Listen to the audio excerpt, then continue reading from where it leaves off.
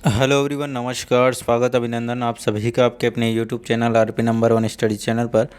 दोस्तों 8 बज चुके हैं, आपकी क्लास स्टार्ट हो चुकी है मेरे प्यारे दोस्तों। जल्दी से मेरे साथ में जुड़ जाइए और वेरी इंपॉर्टेंट क्लास होने वाली है। यदि आप ये क्लास आप रेगुलर रूप से देख रहे हैं तो जीके का काफ़ी पोर्शन आपका यहाँ से क्लियर होने वाला है, क्योंकि हम यहाँ पर रोज़ लेकर आते हैं आपके लिए 50 क्वेश्चन जो कि आपके एग्ज़ाम पैटर्न के अनुसार होंगे और वेरी वेरी इंपॉर्टेंट आपके लिए होंगे दोस्तों।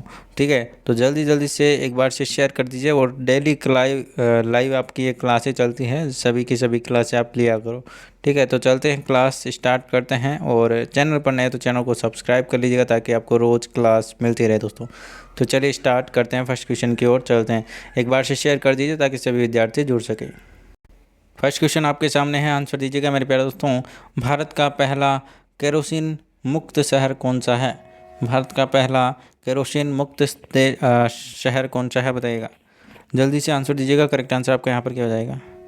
ऑप्शन नंबर डी, चंडीगढ़, बिल्कुल करेक्ट आंसर आपका यहाँ पर हो जाने वाला है। चलिए नेक्स्ट क्वेश्चन की ओर चलते हैं दोस्तों। काउंट करते जाएगा आपके कितने क्वेश्चन सही हो रहे हैं, कितने गलत हो रहे हैं, ठीक है ना, ताकि आपको आपका पता चल सके कि किस प्रकार से आप है जो कि अपना है जो कि आप लेवल देख पाएंगे, ठीक है ना, कितने आपकी तैयारी है। तो चलिए अगला क्वेश्चन आपके सामने है। लेड टाइटिन, क्या दोस्तों? लेड लेड टाइटिल बिल लाने और पारित करने वाला देश का पहला राज्य कौन सा है, बताइएगा। करेक्ट आंसर बताइएगा। करेक्ट आंसर आपका यहाँ पर क्या हो जाएगा? ऑप्शन नंबर बी, राजस्थान हो जाएगा दोस्तों। राजस्थान विधानसभा ने 2016, क्या दोस्तों, अप्रैल 2016 में पहले सप्ताह में है जो कि राजस्थान शहरी भूमि विधेयक 2016 पारित है जो कि किया था। और इसके साथ ही आपके राजस्थान लेड टाइटिल बिल लाने और पारित करने का यहाँ पर है जो कि पहला राज्य बन चुका है राजस्थान, आपको ध्यान रखना है। चलिए इंपॉर्टेंट क्वेश्चन है। चलिए अगला क्वेश्चन आपके सामने। सिंधु अर्थव्यवस्था की ताकत थी। सिंधु अर्थव्यवस्था की ताकत क्या थी, बताइएगा दोस्तों। कृषि, व्यापार, चाक पर बनाई गई मिट्टी के बर्तन या फिर बड़ईगिरी, करेक्ट आंसर बताइएगा। बहुत ही बढ़िया। ऑप्शन नंबर जिन्होंने भी यहाँ पर ए बताया बिल्कुल करेक्ट आंसर है। कृषि बिल्कुल करेक्ट आंसर हो जाएगा मेरे प्यारे दोस्तों, ठीक है ना, कृषि बिल्कुल करेक्ट आंसर हो जाएगा। ऑप्शन नंबर ए, कृषि जिन्होंने दिया है बिल्कुल करेक्ट आंसर है मेरे प्यारे दोस्तों। देखिए सिंधु सभ्यता के जो लोग का जो आर्थिक आधार है वो कृषि व पशुपालन ही था। क्या दोस्तों? कृषि और पशुपालन ही था। और इसके अलावा यहाँ पर जो कि हम बात करें तो सर्वप्रथम उन्होंने कपास उगाया था और इसके बाद में जो कि गेहूँ हैं, जौ हैं, चावल है, इनका भी है जो कि उत्पादन करते थे ये। और पशुपालन की हम बात करें तो ये गाय, भैंस, बैल, हाथी, ऊँट, भेड़, बकरी, ये सारे के सारे यहाँ पर जो कि पालते थे। सूअर, कुत्ता, ठीक है ना, ये सारे के सारे यहाँ पर जो कि पालते थे। चलिए आगे चलते हैं अगले क्वेश्चन की और अगला क्वेश्चन आपके सामने, आंसर दीजिएगा। बुद्ध ने अपना प्रथम प्रवचन कहाँ दिया था, बताइएगा। करेक्ट आंसर की बात करें, ऑप्शन नंबर सारनाथ बिल्कुल करेक्ट आंसर आपका यहाँ पर हो जाएगा। ऑप्शन नंबर बी बिल्कुल करेक्ट आंसर हो जाएगा। आगे चलते हैं अगले क्वेश्चन की और अगला क्वेश्चन आपके सामने। किस प्रदेश प्रसिद्ध शासक को शिलालेखों का जनक कहा जाता है? शिलालेखों का जनक किसे कहा जाता है, आंसर दीजिएगा मेरे प्यारे दोस्तों। करेक्ट आंसर आपका यहाँ पर क्या हो जाएगा? ऑप्शन नंबर सी, अशोक बिल्कुल करेक्ट आंसर हो जाएगा। क्या दोस्तों? अशोक बिल्कुल करेक्ट आंसर हो जाएगा। चलिए आगे चलते हैं अगले क्वेश्चन की ओर। चंद्रगुप्त मौर्य ने अपनी अंतिम दिनों में जो कि अंतिम दिन है जो कि कहाँ गुजारे या फिर यहाँ गुजारे, बताइएगा दोस्तों। काशी, पाटलिपुत्र, उज्जैन या फिर श्रवण बेल गोला, करेक्ट आंसर बताइएगा।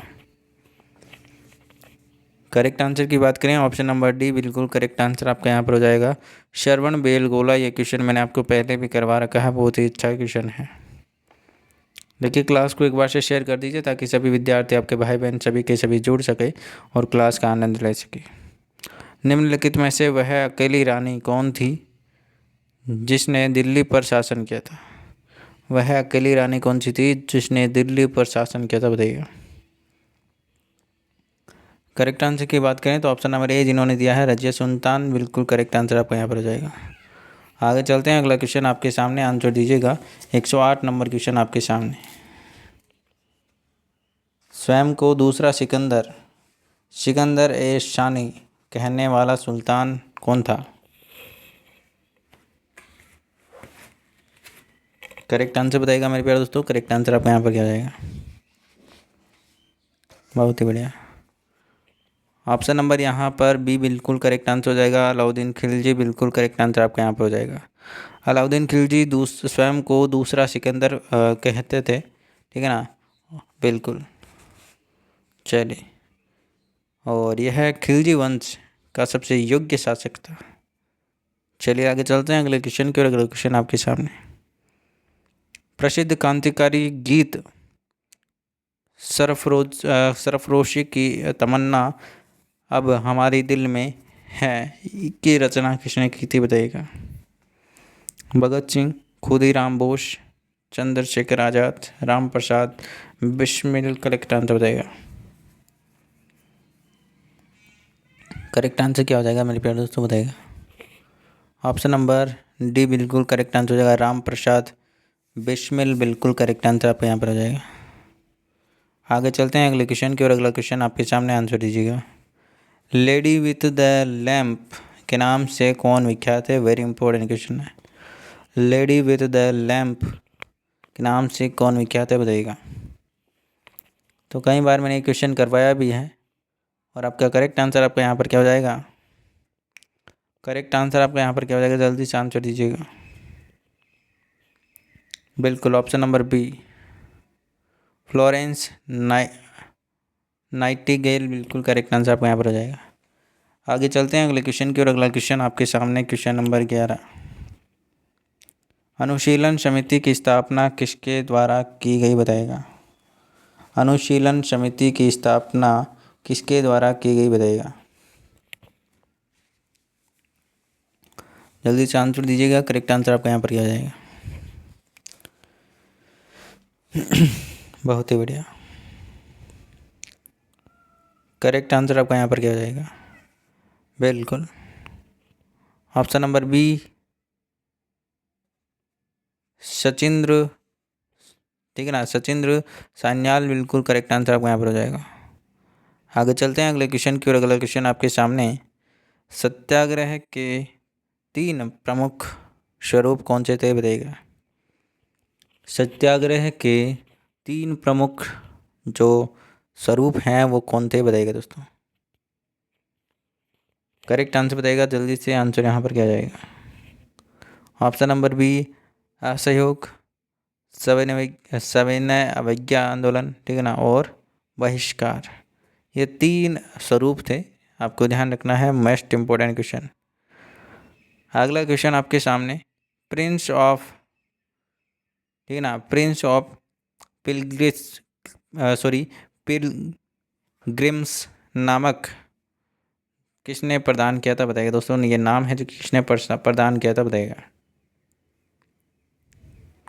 ऑप्शन नंबर ए फरहान बिल्कुल करेक्ट आंसर हो जाएगा, ठीक है ना? ऑप्शन नंबर ए बिल्कुल करेक्ट आंसर हो जाएगा। मनसबदारी प्रणाली किसने प्रारंभ की बताइएगा दोस्तों? मनसबदारी जो प्रणाली है वो किसने प्रारंभ की बताइएगा दोस्तों? करेक्ट आंसर हो जाएगा ऑप्शन नंबर, सॉरी दोस्तों यहाँ पर देखिए ऑप्शन नंबर सी यहाँ पर होगा, ठीक है ना? हैंसोंग बिल्कुल करेक्ट आंसर हो जाएगा, ठीक है ना? चलिए यहाँ पर आपका अकबर बिल्कुल करेक्ट आंसर हो जाएगा, ठीक है ना? ऑप्शन नंबर ए बिल्कुल करेक्ट आंसर हो जाएगा। आगे चलते हैं अगले क्वेश्चन की और अगला क्वेश्चन आपके सामने, प्रार्थना समाज का संस्थापक कौन था बताइएगा? प्रार्थना समाज का संस्थापक कौन था बताइएगा? रामकृष्ण परमहंस, स्वामी विवेकानंद, आत्माराम पांडुकर या फिर दयानंद सरस्वती? करेक्ट आंसर बताइएगा। Option number C Atmaram Pandurang बिल्कुल करेक्ट आंसर आपका यहाँ पर हो जाएगा। आगे चलते हैं अगले क्वेश्चन की ओर। बोस्टन चाय पार्टी की घटना का संबंध किससे है बताइएगा? बोस्टन चाय पार्टी की जो घटना है उसका संबंध किससे बताइएगा? ऑप्शन नंबर डी अमेरिकी स्वतंत्रता युद्ध बिल्कुल correct answer. Option number D बिल्कुल करेक्ट आंसर हो जाएगा। आगे चलते हैं अगले क्वेश्चन की और अगला क्वेश्चन आपके सामने, भारतीय राष्ट्रीय कांग्रेस की पहली महिला अध्यक्ष कौन थी, बताइएगा। भारतीय राष्ट्रीय कांग्रेस की पहली महिला अध्यक्ष कौन थी, बताइएगा। हाँ, क्वेश्चन नंबर 117 आपके सामने, आंसर दीजिएगा। करेक्ट आंसर हो जाएगा एनी बेसेंट, बिल्कुल करेक्ट आंसर आपका यहाँ पर हो जाएगा। आगे चलते हैं अगले क्वेश्चन की ओर। अगला क्वेश्चन आपके सामने, भूमध्य रेखा निम्नलिखित में से किस देश से होकर गुजरती है, बताइएगा। भूमध्य रेखा निम्नलिखित में से किस देश में से होकर गुजरती है, बताइएगा। ऑप्शन नंबर, बहुत ही बढ़िया, ऑप्शन नंबर बी मैक्सिको, बिल्कुल करेक्ट आंसर आपका यहाँ पर हो जाएगा, ठीक है ना। भूमध्य रेखा है जो कि कांगो, केन्या, इंडोनेशिया, ब्राज़ील, ठीक है ना, सोमालिया, कोलंबिया, मालदीव आदि देशों से जो कि गुजरती है, आपको ध्यान रखना है। अगला क्वेश्चन आपके सामने, भारतीय मानक समय की जो रेखा है, रेखांश है, कहाँ कौन सा है, बताइएगा दोस्तों। बताइए दोस्तों, बिल्कुल सभी जानते हैं आप सभी दोस्तों, 82.5 डिग्री पूर्वी रेखांश बिल्कुल करेक्ट आंसर हो जाएगा, जो कि इलाहाबाद के निकट मिर्ज़ापुर से होकर गुजरती है, ठीक है ना। चलिए, और यह है जो कि ग्रीनविच समय से 5 घंटे 30 मिनट आगे होती है दोस्तों। आगे चलते हैं अगले क्वेश्चन की ओर। हिमाचल प्रदेश में स्थित दर्रा कौन सा है, बताइएगा। हिमाचल प्रदेश में स्थित दर्रा कौन सा है, बताइएगा। करेक्ट आंसर बताइएगा। करेक्ट आंसर आपका यहाँ पर क्या हो जाएगा।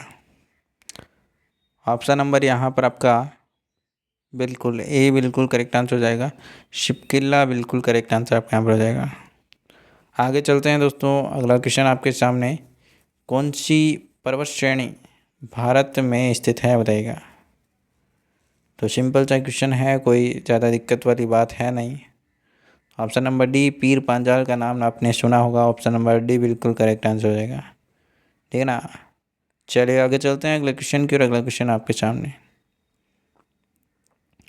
नल सरोवर जो भारत का विशालतम पक्षी विहार है, कहाँ पर अवस्थित है, बताइएगा। नल सरोवर जो भारत का विशालतम पक्षी विहार है, कहाँ पर अवस्थित है, बताइएगा दोस्तों। आंध्र प्रदेश, महाराष्ट्र, गुजरात या फिर राजस्थान, करेक्ट आंसर बताइएगा। करेक्ट आंसर की बात करें, ऑप्शन नंबर सी गुजरात में स्थित है, आपको ध्यान रखना है, ठीक है ना। बिल्कुल आगे चलते हैं अगले क्वेश्चन की ओर। अगला क्वेश्चन आपके सामने, हिमाचल प्रदेश में स्थित मणिकरण जाना जाता है, हिमाचल प्रदेश में स्थित मणिकरण जाना जाता है, किसके लिए जाना जाता है, बताइएगा। सेब बागान के लिए, चाय उत्पादन के लिए, थोरियम उत्पादन के लिए या फिर भूतापीय ऊर्जा के लिए, करेक्ट आंसर बताइएगा। करेक्ट आंसर की बात करें तो ऑप्शन नंबर यहाँ पर आपका डी बिल्कुल करेक्ट आंसर हो जाएगा। भूतापीय के लिए यहाँ पर जो कि माना जाता है, जाना जाता है, ठीक है। और जम्मू कश्मीर का पूजा क्षेत्र वह छत्तीसगढ़ का तात्पानी क्षेत्र भूतापीय ऊर्जा के लिए जो कि जाना जाता है, ठीक है ना। आपको ध्यान ये भी रखना है। चलिए आगे चलते हैं अगले क्वेश्चन की ओर। भारतीय प्लेटों या फिर पठार का अस्तित्व किसका कारण है, बताइएगा। भारतीय प्लेटों का जो अस्तित्व है वो किसका कारण है, बताइएगा। बताइएगा दोस्तों, जल्दी से आंसर दीजिएगा। करेक्ट आंसर आपको यहाँ पर क्या हो जाएगा। ऑप्शन नंबर सी बिल्कुल करेक्ट आंसर हो जाएगा। उन्मूलन बिल्कुल करेक्ट आंसर आपको यहाँ पर हो जाएगा। आगे चलते हैं अगले क्वेश्चन की ओर। अगला क्वेश्चन आपके सामने, आंसर दीजिएगा। भारत के किस राज्य में सुबनसिरी जल विद्युत परियोजना अवस्थित है, बताइएगा। भारत के किस राज्य में सुबनसिरी जल विद्युत परियोजना अवस्थित है, बताइएगा। करेक्ट आंसर की बात करें, ऑप्शन नंबर सी अरुणाचल प्रदेश बिल्कुल करेक्ट आंसर हो जाएगा।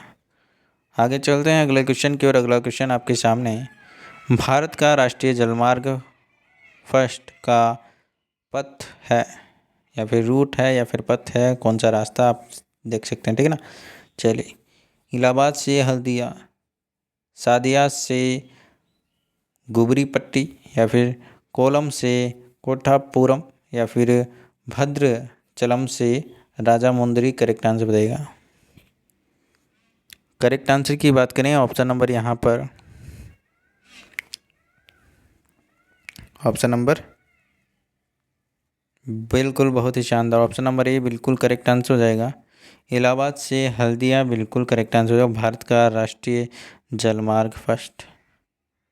आगे चलते हैं अगले क्वेश्चन की और अगला क्वेश्चन आपके सामने ग्रीन हाउस गैसें तथा नाइट्रस ऑक्साइड तथा मीथेन पैदा करने की सबसे अधिक संभावना निम्नलिखित में से किस जीव से की जा सकती है। ये क्वेश्चन मैंने आपको पहले भी करवाया था, बहुत ही अच्छा क्वेश्चन है। ऑप्शन नंबर सी जीवाणु बिल्कुल करेक्ट आंसर आपका यहाँ पर हो जाएगा। क्या दोस्तों, जीवाणु बिल्कुल करेक्ट आंसर आपका यहाँ पर हो जाएगा। अगला क्वेश्चन आपके सामने निम्न में किसे वैश्विक विरासत का वन माना जाता है बताइएगा। वैश्विक विरासत का वन माना जाता है बताइएगा। ऑप्शन नंबर सी पश्चिम बंगाल में सुंदरवन का नाम तो आपने सुना ही होगा, ठीक है ना। सुंदरवन का नाम तो आपने सुना ही होगा और सुंदर वन को है जो कि यूनेस्को की विश्व विरासत सूची में सम्मिलित किया गया है, ठीक है ना। ये भी आपको पता होना चाहिए। चलिए आगे चलते हैं अगले क्वेश्चन की और अगला क्वेश्चन आपके सामने आंसर दीजिएगा। अत्यधिक वनोन्मूलन का सबसे अधिक खतरनाक प्रभाव है बताइएगा। वन संपत्ति की क्षति, अनेक मूल्यवान पौधों की पादपों की क्षति या फिर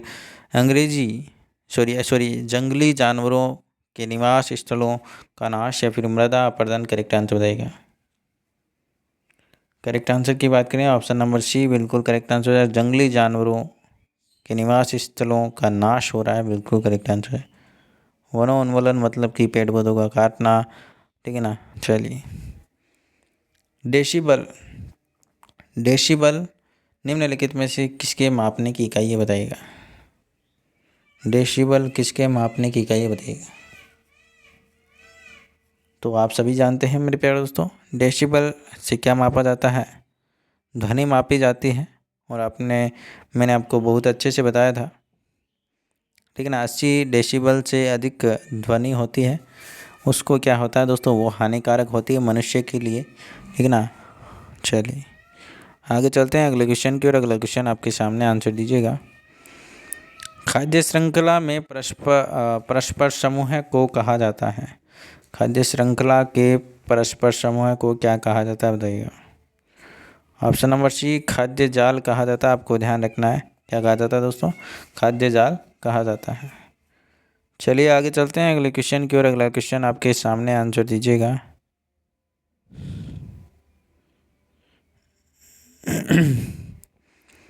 पर्यावरण एवं क्या दोस्तों, पर्यावरण एवं वन मंत्रालय भारत सरकार द्वारा पर्यावरण के क्षेत्र में दिया जाने वाला पुरस्कार कौन सा है बताइएगा। पर्यावरण मित्र, पर्यावरण श्री या फिर तरु मित्र या फिर वृक्ष मित्र। करेक्ट आंसर हो जाएगा।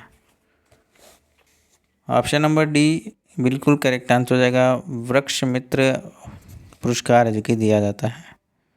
आगे चलते हैं अगले क्वेश्चन की और अगला क्वेश्चन आपके सामने सामाजिक वानिकी का उद्देश्य है।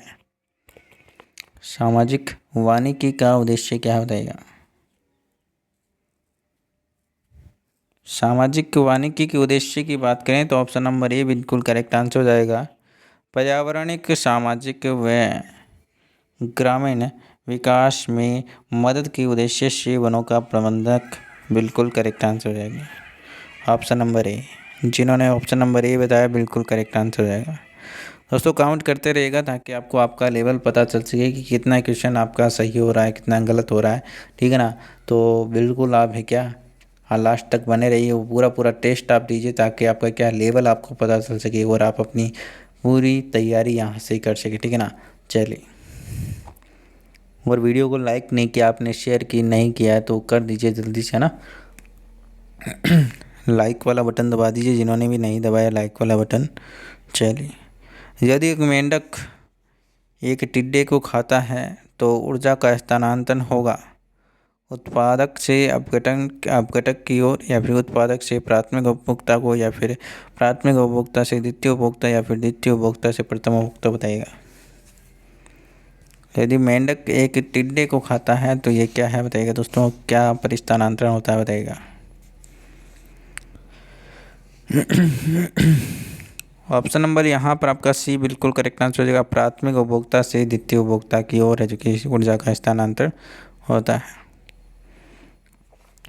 अम्लीय वर्षा से ऐतिहासिक इमारतों तथा मूर्तियों का संक्षारित या फिर क्षरण होना कहलाता है बताइएगा। अम्लीय वर्षा से ऐतिहासिक इमारतों या फिर मूर्तियों का संक्षारित होना कहलाता है बताइएगा। Option number B stone leprosy कहलाता है। क्या दोस्तों, स्टोन लेप्रोसी कहलाता है। ऑप्शन नंबर बी बिल्कुल करेक्ट आंसर हो जाएगा। निम्न में से किस कृति संस्था अखबार का संबंध राजा राममोहन राय से है बताइएगा। किस अखबार संस्था या फिर कृति से राजा राममोहन राय का है जो कि संबंध है बताइएगा। ऑप्शन नंबर डी बिल्कुल करेक्ट आंसर आपका यहाँ पर हो जाएगा। उपयुक्त सभी सारी की सारी यहाँ पर की कृतियाँ, ठीक है ना, बिल्कुल राजा राममोहन राय की है। ब्रह्म समाज, संवाद, कौमुदी, ठीक है ना, वेदांती कॉलेज, ये सारी की सारी क्या है, राजा राममोहन राय से संबंधित है। बिहार किसान सभा के संस्थापक निम्न में से कौन थे बताइएगा दोस्तों। बिहार किसान सभा के संस्थापक कौन थे बताइएगा निम्न में से। ऑप्शन नंबर बी बिल्कुल करेक्ट आंसर आपका यहाँ पर हो जाएगा, ठीक ना, सहजानंद बिल्कुल करेक्ट आंसर आपका यहाँ पर हो जाएगा। अनुशीलन समिति की स्थापना किसके द्वारा की गई बताइए दोस्तों। अनुशीलन समिति की स्थापना किसके द्वारा की गई थी बताइएगा। बहुत ही बढ़िया। ऑप्शन नंबर बी जिन्होंने दिया है बिल्कुल करेक्ट आंसर सचिंद्र सान्याल बिल्कुल करेक्ट आंसर आपको यहाँ पर हो जाएगा। आगे चलते हैं अगले क्वेश्चन की ओर। जिस जिले में 70 डिग्री पूर्वी देशांतर रेखा गुजरती है वह कौन सा है बताइएगा। बताइएगा दोस्तों। करेक्ट आंसर की बात करें तो यहाँ पर देखिएगा मेरे प्यारे दोस्तों, ऑप्शन नंबर आपका यहाँ पर कौन सा करेक्ट हो जाएगा, जल्दी से आंसर दीजिएगा। ऑप्शन नंबर सी जैसलमेर बिल्कुल करेक्ट आंसर आपका यहाँ पर हो जाएगा। चलिए आगे चलते हैं अगले क्वेश्चन की ओर। अगला क्वेश्चन आपके सामने आंसर दीजिएगा। क्वेश्चन नंबर आपका 140 आपके सामने आंसर दीजिएगा। राजस्थान में अंतर्राष्ट्रीय सीमा से जुड़े जिले की संख्या कितनी बताइएगा। अंतर्राष्ट्रीय सीमा की जो मतलब कि राजस्थान में जो अंतर्राष्ट्रीय सीमा है वो कितने ज़िले जुड़े हुए हैं बताइएगा। तो आप सभी जानते हैं 4 ज़िले जुड़े हुए हैं। कौन कौन से हैं दोस्तों। गंगानगर है, श्री गंगानगर है, बीकानेर है, जैसलमेर और बाड़मेर है। 4 ज़िले हैं जो कि पाकिस्तान की सीमा से जो कि जुड़े हुए हैं। चलिए आगे चलते हैं अगले क्वेश्चन की और। अगला क्वेश्चन आपके सामने आंसर दीजिएगा। हमारा वायुमंडल कितनी परतों में बंटा हुआ है बताइएगा। हमारा वायुमंडल कितनी परतों में बंटा हुआ है बताइएगा। ऑप्शन नंबर डी बिल्कुल करेक्ट आंसर आपका यहाँ पर हो जाएगा। 5 परतों में बंटा हुआ है। कितने दोस्तों, 5 परतों में बंटा हुआ है, आपको ध्यान रखना है, ठीक है ना। चलिए आगे चलते हैं अगले क्वेश्चन की और। अगला क्वेश्चन आपके सामने, भोज किस वंश का शासक था बताइएगा। मिहिर भोज किस वंश का शासक था बताइएगा। जल्दी से आंसर दीजिएगा। करेक्ट आंसर आपका यहाँ पर क्या हो जाएगा। ऑप्शन नंबर ए गुज्जर प्रतिहार बिल्कुल correct answer. Option number A बिल्कुल करेक्ट आंसर आपका यहाँ पर हो जाएगा। अगला क्वेश्चन आपके सामने, यूनानी संस्कृति से संबंधित अवशेष किस पुरास्थल से प्राप्त हुए थे बताइएगा दोस्तों। यूनानी संस्कृति के संबंध में जो अवशेष है वो किस पुरास्थल से प्राप्त हुए थे बताइएगा। ऑप्शन नंबर बी बेराट बिल्कुल करेक्ट आंसर आपका यहाँ पर हो जाएगा। ऑप्शन नंबर बी बेराट बिल्कुल करेक्ट आंसर आपका यहाँ पर हो जाएगा। अगला क्वेश्चन, कामायाचा का संबंध किस जाति से है बताइएगा। कामायाचा किस जाति से संबंधित है बताइएगा। तो ऑप्शन नंबर यहाँ पर ए बिल्कुल करेक्ट आंसर हो जाएगा। मांगणियार बिल्कुल करेक्ट आंसर आपका यहाँ पर हो जाएगा। क्या दोस्तों, मांगने यार बिल्कुल करेक्ट आंसर आपका यहाँ पर हो जाएगा। तो यहाँ पर दोस्तों आज हमने 44 क्वेश्चन किए हैं। 44 क्वेश्चन में से आपके कितने क्वेश्चन सही हुए कमेंट करके आप ज़रूर बताइएगा। और चैनल पर आप नए तो चैनल को सब्सक्राइब कर लीजिएगा। और वीडियो आपको कैसा लगा प्यारा सा कमेंट आप ज़रूर कीजिएगा और वीडियो को लाइक और शेयर कीजिएगा। धन्यवाद मेरे प्यारे दोस्तों, मिलता है नेक्स्ट क्लास में, तब तक के लिए बाय बाय। जय हिंद जय भारत। धन्यवाद मेरे प्यारे दोस्तों। आज आपकी इंडिया जी की क्लास नहीं होगी दोस्तों, तबीयत ठीक नहीं है, ठीक है। तो धन्यवाद, मिलते हैं नेक्स्ट क्लास में, तब तक के लिए बाय बाय। जय हिंद जय भारत। धन्यवाद।